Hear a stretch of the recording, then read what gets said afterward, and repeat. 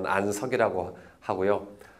책만세 도서관의 관장으로 있고요. 또 북카페 숨에서는 아침 문 여는 것부터 시작해서 화장실 청소, 특히 여자 화장실 청소, 쓰레기 청소, 그리고 커피 만드는 것, 그리고 돈 계산, 그리고 서빙 다 하고 있습니다.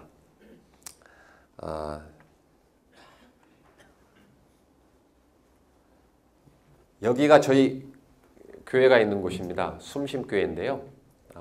저희 교회를 근처로 빨간 점들이 있죠. 그 빨간 점들이 다 교회들입니다. 근데 여기 보면 롯데마트 있죠. 이게 지금 그 포인터를 제가 잘 몰라서. 롯데마트 있는데 저희 숨심교회부터 롯데마트까지 직선거리 1km 정도 됩니다. 그러니까 이 둘레에 교회가 몇 개가 있는지가 나오고요. 특히 요 밑부분에 보십시오. 이 밑에 부분은 저희 지역 주민들이 스트리트 처치라고 부릅니다.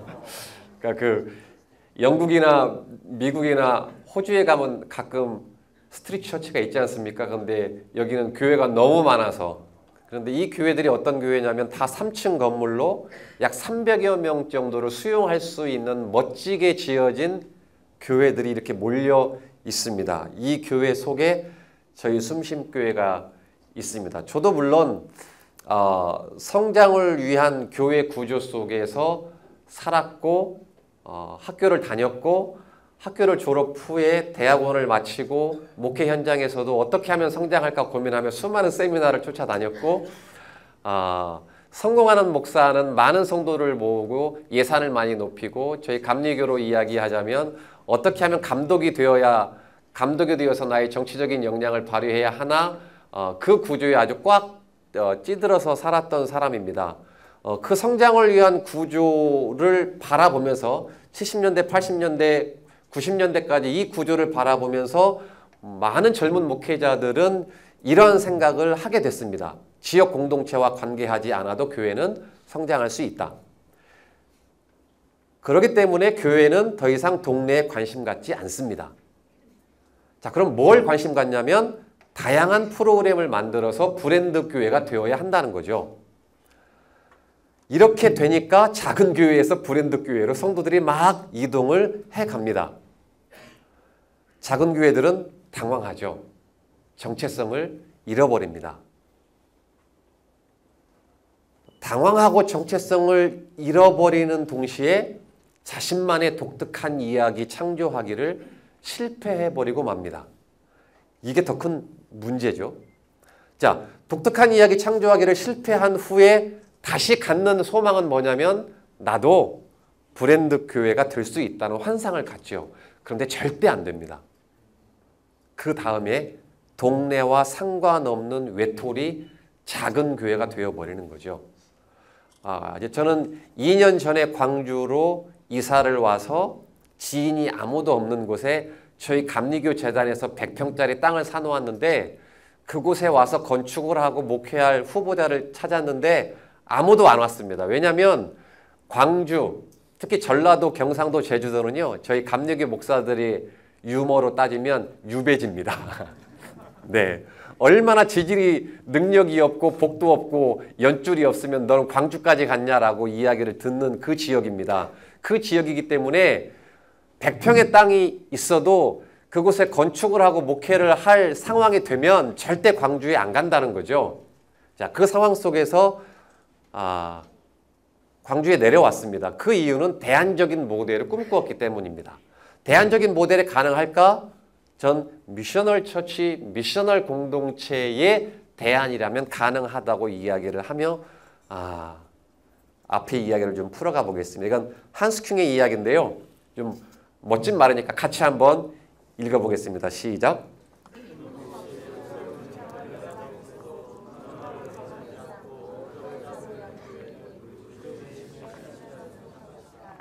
결단코 우리는 확실성을 바라는 열망을 자제하고 임기응변과 실험정신으로 살아가는 모험적인 삶을 받아들여야 한다.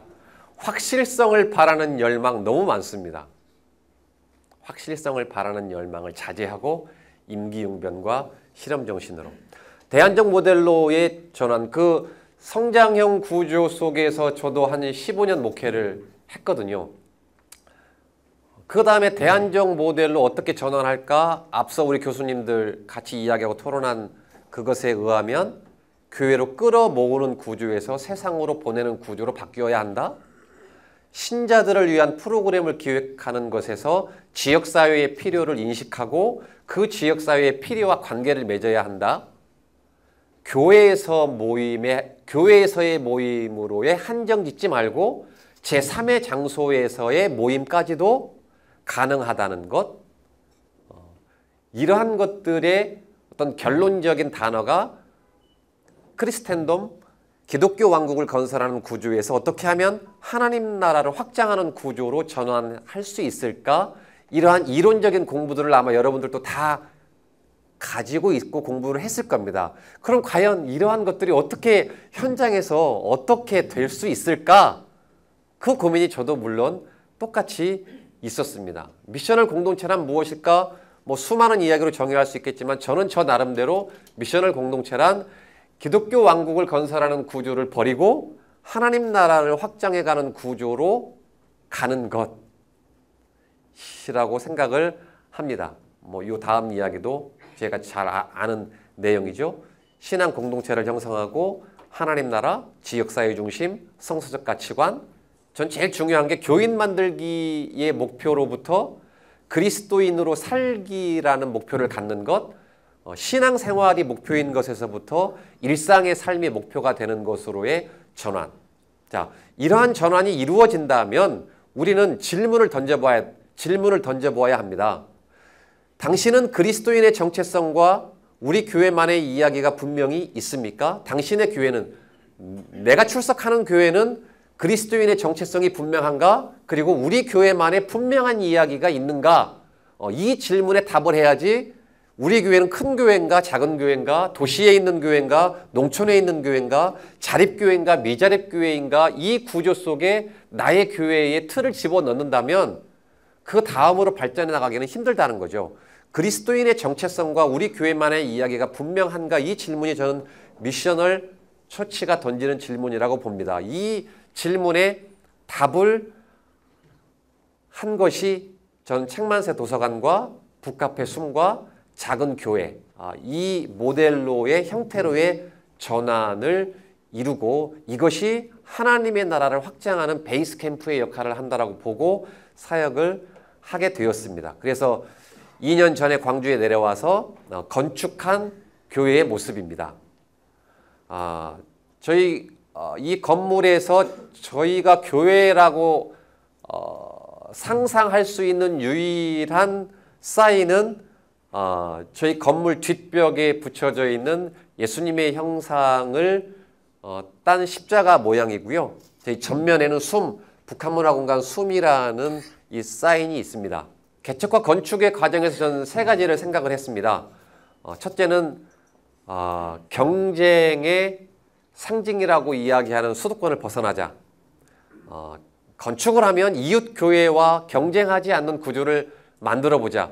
그리고 저희 교회가 이사 간다고 하면 주민들이 반대하는 교회가 되어보자. 이 세 가지 생각을 하고 생각을 했던 게 저희 건축물에서 가장 좋고 접근성이 좋은 공간은 책만세 도서관으로 그리고 이 책만세 도서관을 지속 유지 가능한 구조로 만들기 위해서 수익 구조를 갖추기 위해서 북카페 숨을 그리고 예배실은 개척교회이기 때문에 저희들이 모이는 숫자가 많지 않기 때문에 2층에 10평 공간의 작은 예배실을 갖게 되었고 2층 옆 공간에 저희들이 살고 있습니다. 이제 중요한 것은 이 공간에서 어떤 일이 벌어지는가인데요. 첫 번째 저희가 첫 번째 지역 주민과 함께 했던 일이 공정무역 캠페인이었습니다. 저희 카페에서 공정무역 커피를 팔고 있기 때문에 저희 동네의 수안중학교 학생이 스스로 저희 카페를 찾아왔습니다. 저희 동네에 공정무역 물건을 판매하는 곳을 찾았는데 유일하게 이곳이 나왔습니다. 저희들이 공정무역 캠페인을 하고 싶은데 이곳에서 해도 될까요? 같이 해보자. 그래서 도서관에서 공연도 하고 그리고 주차장에서 학생들이 물건도 판매하고 약 100여 명의 지역 주민들이 함께 모여서 공정무역 캠페인을 열었고요. 두 번째는 우리 동네 영화제를 한 달에 한 번씩 열고 있습니다. 뭐 이러한 것들을 저희가 했고요. 요 근래는 MB의 추억을 같이 봤습니다. 그리고 도서관에서 영화를 본 후에는 함께 토론을 하고 이야기를 나누는데 저기 맨 왼편에 있는 분이 광주 여성영화제 집행위원장입니다. 저분이 저희 카페에 와서 저희 도서관에 와서 저희가 목사라는 걸 알고 새로운 일을 한다는 걸 알고 목사님 이곳에서 영화제를 했으면 좋겠습니다 해서 협력으로 한 달에 한 번씩 저희 도서관에서 영화를 보고 있습니다. 책 읽는 숨소리는 책 읽는 모임인데요. 저희 도서관에 지금 이 등 보이는 분, 이분이 저희 동네의 학교 선생님이신데 이분이 저희 카페에 차 마시다가 저희 도서관과 교회의 이야기를 듣고 목사님 그러면 책 읽는 모임 한번 해보죠 해서 만들어져서 이 선생님이 주도하고 있는 모임입니다. 함께 모이면 저희는 이렇게 세팅만 해드립니다. 하우스 콘서트도 하는데요. 이제 한 청년이 와서 자기 친구를 위해서 좀 공연을 하고 싶은데 저희 카페에서 했으면 좋겠다 해서 하우스 콘서트를 하고 있는 장면입니다. 재밌죠? 네, 그래서 손님들은 자연스럽게 오셔서 커피 마시다가 쇼도 보고 콘서트도 보고 그런 공간으로 쓰고 있습니다. 이 부분은 저희 도서관에서 저는 광주광역시 광산구에 살고 있는데 감사하게도 광산구청장이 도서관 도시로 저희 지역을 선포를 했습니다. 그래서 도서관에 관련되어 있는 지역분들을 모시고 구청장이 현장 대화를 하고 싶은데 저희 도서관에서 했으면 좋겠다고 먼저 제안을 해와서 저희 도서관에서 이런 모임도 많이 갖고 있습니다. 이제 그리고 비폭력 대화 모임은 저희가 좀 주력으로 앞으로 끌고 가는 모임인데요. 사실 폭력적인 대화가 굉장히 많고요. 특히 목사님들의 설교가 굉장히 폭력적입니다. 어떻게 하면 비폭력적인 대화를 할 수 있을까라는 워크샵 모임입니다. 여기 선생님으로 서 계신 분이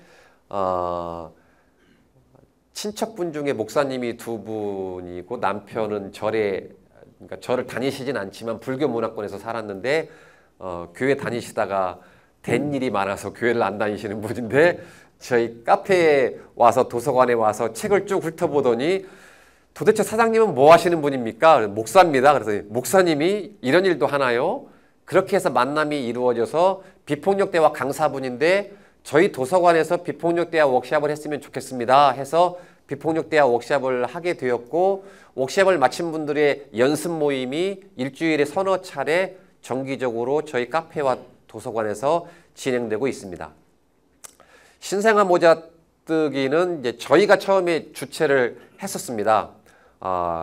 신생아 모자뜨기를 해서 아프리카에 보내는 일을 했고요. 그 비폭력 대화학이라는 프로그램에 저희가 동역하게 되면서 저희가 만들어낸 것이 기린 캠프인데요.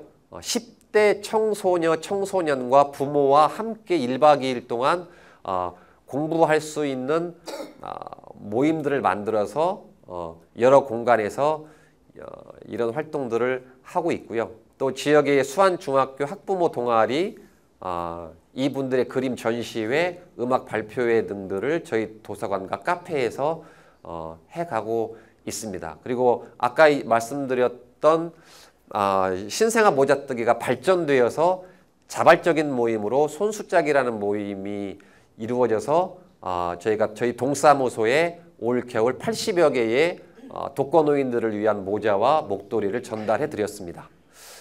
손전도 산책은 좀 제가 더 하겠습니다. 이거는 저희 광주에 성폭력 사건이 너무 많이 일어났습니다. 저희 동네에도 성폭행 사건이 벌어졌는데 저희 지역에 있는 지역사회 시민단체에서 저에게 전화를 걸어왔습니다. 목사님, 우리 동네 일인데 경찰과 언론에만 맡기지 말고 우리가 뭔가를 만들어 봅시다. 그래서 손정든 산책이라는 모임을 하게 되었는데 이 사진은 그때 경찰과 언론과 동사무소와 그리고 지역 주민들이 함께 와서 회의하고 있는 모습이고요. 이러한 웹자보를 만들어서 돌리고 손전등 산책이라는 행사를 그 롯데마트 앞에 있는 사거리에서 함께 해 나갔습니다. 그래서 저희 부부입니다. 이런 일도 같이 하고 있습니다. 마을과 함께하고 있는 사역들이 11개 정도의 사역을 하고 있고요. 중요한 것은 과연 지속 가능한가? 이걸 그럼 계속 할 수 있는가? 전 할 수 있다고 보는데 세 가지 조건이 있습니다. 첫째, 인력. 저희 교회 식구 4명입니다. 근데 교회 식구 4명이 어떻게 150명의 사람들을 불러 모아서 행사를 진행할 수 있을까? 할 수 있습니다. 주관자가 아닌 동역자가 되면 가능합니다. 동사무소에서 천막 갖다 주고 의자 갖다 주고 책상 갖다 주고 다 배열해 주고 다 걷어갑니다. 관계만 되면. 시설, 소유가 아닌 공공성으로 놓고 보면 우리 교회 거니까 우리 교회가 사용하는 일이 우선되어야 한다는 생각을 버려버리면 이 건물은 우리 마을의 것이고 동네의 것이라고 내놓아 버리면 우리 동네에 저희보다 더 좋은 공간을 저에게 또 내어주더라고요. 마지막이 경제력입니다. 경제력은 저는 교회 예산으로부터 독립해야 한다고 봅니다. 그래서 교회 예산으로부터 독립하기 위해서 저희도 사회적 기업으로 전환을 지금 하고 있는 과정 가운데 있습니다. 아직도 가야 할 길이 참 먼데요. 전 일명 말하는 선수가 아니거든요. 전 학교 다닐 때 운동을 해본 적도 없고 어떤 모임에 참석해서 뭘 해본 적도 없고 일명 선수가 아닌 정말 아마추어입니다. 그런데 지역에 관심을 두고 지역사회 네트워크를 하게 되니까 현재 제가 맡고 있는 일이 수안중학교 운영위원장, 그리고 광산구 공익활동지원센터 이사, 그리고 빛고을 혁신학교 학부모 네트워크 위원장, 그래서 구청장과 교육감은 제가 수시로 만날 수 있는 위치가 됐습니다. 그런데 저는 광주에 내려간 지 2년밖에 안 됐습니다. 그리고 YWCA 사회적 기업 사업단 운영위원, 지역사회 네트워크에 참여하려고 마음을 먹고 다가가니까 가능해졌다는 이야기죠. 두 번째는 중심 집합형 회심 구조로 어떻게 전환할 것이냐. 경계를 그어놓고 경계 안쪽으로 들어와야만 구원받은 자라고 인정하던 그 구조에서 예수 그리스도와 복음을 향해서 걷고 있는 수많은 사람들, 그 중심을 향해서 달려가고 있는 사람들, 그 사람들이 난 옛 크리스찬이라는 이 회심 구조로 어떻게 변환해 가느냐, 그리고 경제적 자립 구조를 어떻게 확립해 가느냐, 그리고 이 모든 활동들을 통해서 어떻게 신앙 공동체를 세워갈 수 있을까?